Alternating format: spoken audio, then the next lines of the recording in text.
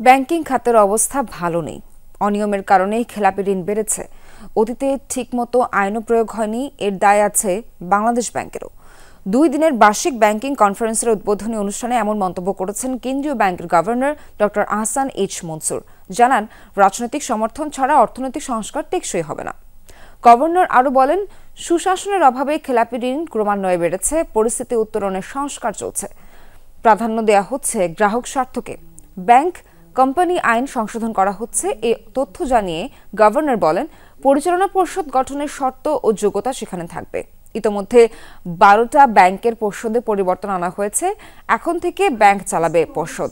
কেন্দ্রীয় ব্যাংক দেখবে সঠিকভাবে চলছে কিনা। তিনি জানান, বাংলাদেশ ব্যাংকের সক্ষমতা বাড়ানো হচ্ছে, গুরুত্ব পাচ্ছে আইন প্রয়োগের বিষয়টিও। এসব বিষয়ে টাস্কফোর্স গঠন করা হয়েছে, যারা কেন্দ্রীয় ব্যাংকের স্বায়ত্তশাসন নিশ্চিত করবে।